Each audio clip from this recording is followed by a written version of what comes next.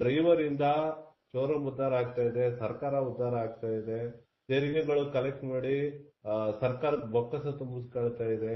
ಮತ್ತೆ ತೆರಿಗೆ ಕಟ್ಟಿ RTO ಆಗಿರ್ಬೋದು, ಟ್ಯಾಕ್ಸ್ ಆಗಿರ್ಬೋದು, ಇನ್ಶೂರೆನ್ಸ್ ಕಂಪ್ನಿ ಆಗಿರ್ಬೋದು, ಸರ್ವಿಸ್ ಆಗಿರ್ಬೋದು, ಸ್ಪೇರ್ ಪಾರ್ಟ್ಸ್ ಆಗಿರ್ಬೋದು, ಪೆಟ್ರೋಲ್ ಬಂಕ್ ಆಗಿರ್ಬೋದು, ಹಿಂಗೆ ಇಡೀ ಸಮಾಜಕ್ಕೆಲ್ಲ ಒಳ್ಳೇದ್ ಮಾಡ್ತಾ ಇರೋಂತ ಚಾಲಕರು ಅವ್ರ ಮನೆಗೆ ಅವರು ಒಬ್ಬ ಡ್ರೈವರ್ ತಗೊಂಡೋಗ ಸಂಬಳನೂ ತಗೊಂಡು ಹೋಗ್ದಿರಾ ಲಾಸ್ ಮಾಡ್ಕೊಳ್ತಿದಾರೆ.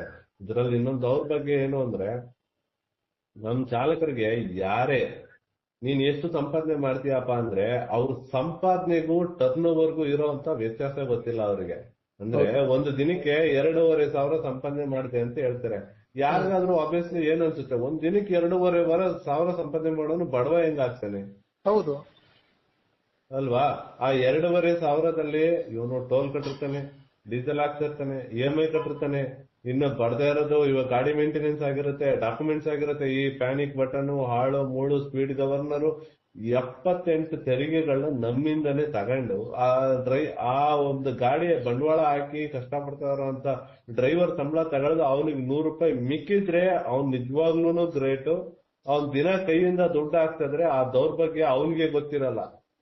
ಹೌದು, ಈ ವಿಚಾರಗಳನ್ನ ನಾವು ಚಾಲಕರಿಗೆ ಅರಿವು ಮೂಡಿಸಿ, ನೋಡಪ್ಪ ಟೆಕ್ನಾಲಜಿ ಇಲ್ಲ ಅನ್ನೋ ಒಂದೇ ಒಂದು ಕಾರಣಕ್ಕೋಸ್ಕರ ನಾವೆಲ್ಲ ಹೋಗಿ ಈ ಬ್ರೋಕರ್ ಕಂಪ್ನಿಗಳ ದೌರ್ಜನ್ಯಕ್ಕೆ, ಅವರುಗಳ ಡಿಸ್ಕೌಂಟೆಡ್ ಪ್ರೈಸ್ ಅಂದ್ರೆ ಅವನಿಗೆ ಯಾರು ಕೇಳೇ ಇಲ್ಲ ನನಗೆ ಕಮ್ಮಿ ಕೊಡು ಅಂತ, ಅವನೇ ರೇಟ್ ಕಮ್ಮಿ ಮಾಡ್ತಾನೆ.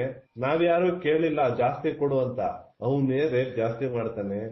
ಅವನ ದಳ್ಳಾಳಿಕೆ ಆ ಟೆಕ್ನಾಲಜಿ ಇಟ್ಕೊಂಡು ಮಾಡ್ತಾ ಇರೋ ಬೂಟಾಟಿಕೆಗಳಿಗೆ ಇದ್ ಕಡೆ ಚಾಲಕರು ಮನನೊಂದು ಅವರುಗಳು ಸಂಕಷ್ಟಕ್ಕೆ ಸಿಗಾಕೊಳ್ತಾ ಇದಾರೆ, ಅಥವಾ ಗ್ರಾಹಕರುಗಳು ಅವ್ರು ಮನನೊಂದು ಅವರು ಸಂಕಷ್ಟಕ್ಕೆ ಸಿಗಾಕೊಳ್ತಾ ಇದಾರೆ. ಈ ಸೆಂಟ್ರಲ್ಲಿ ಇವರಿಬ್ಬರಿಗೂ ಆಗ ಅಂತ ಎಲ್ಲಾ ಸಮಸ್ಯೆಗಳನ್ನ ಕ್ರಿಯೇಟ್ ಮಾಡ್ತಾ ಇರೋದೇ ಈ ಬ್ರೋಕರ್ ಆಪ್ಗಳು.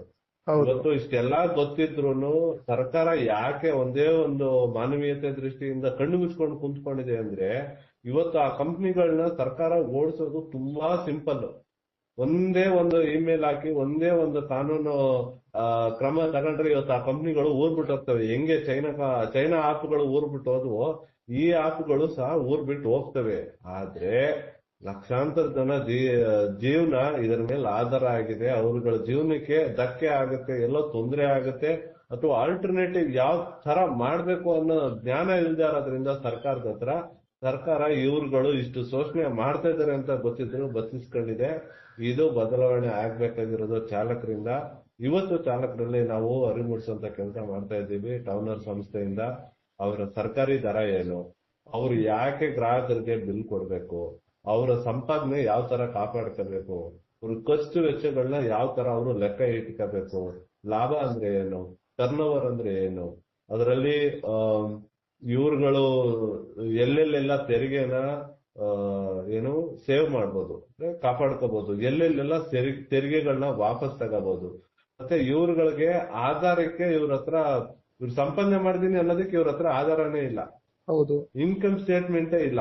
ನಾವು ಇನ್ಕಮ್ ಸ್ಟೇಟ್ಮೆಂಟ್ ಕೊಡ್ತಾ ಇದೀವಿ ಅವರಿಗೆ. ಸೊ ಹೀಗೆ ಡ್ರೈವರ್ಗಳಿಗೆಲ್ಲ ನಾವು ಉದ್ಯಮ ರಿಜಿಸ್ಟ್ರೇಷನ್ ಮಾಡ್ಕೊಡ್ತಾ ಇದೀವಿ. ಇವತ್ತು ಉದ್ಯಮ ರಿಜಿಸ್ಟ್ರೇಷನ್ ಒಂದು ಆಧಾರ್, ಒಂದು ಪ್ಯಾನ್ ಕಾರ್ಡ್ ಯಾರು ಬೇಕಾದ್ರೂ ರಿಜಿಸ್ಟರ್ ಮಾಡ್ಕೋಬಹುದು. ಇವ್ರುಗಳು ಲಕ್ಷಾಂತರ ಜನ ಚಾಲಕರುಗಳಿಗೆ ಅದು ಸಾಮಾನ್ಯ ಜ್ಞಾನನೇ ಗೊತ್ತಿಲ್ಲ. ಹೀಗೆ ನಾವು ಒಂದೊಂದೇ ನಮ್ ಕೈಲಾಗಿರೋ ಅಂತ ನಾವು ತಿಳ್ಕೊಂಡಿರೋ ಅಂತ ಎಲ್ಲಾ ಸತ್ಯಗಳನ್ನ ಅಥವಾ ಎಲ್ಲಾ ನಮ್ಮ ಅನುಭವಗಳನ್ನ ಪ್ರತಿಯೊಬ್ಬರು ಚಾಲಕರಿಗೂ ಅರಿವು ಮೂಡಿಸುವಂತ ಕೆಲಸ ಮಾಡ್ತಾ ಇದೀವಿ.